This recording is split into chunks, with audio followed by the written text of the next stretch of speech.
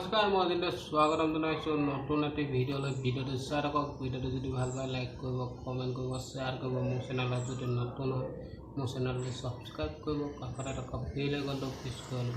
চাই থাকক ভিডিঅ'টো। আজি ভিডিঅ'ত ধামাকা চাই থাকক।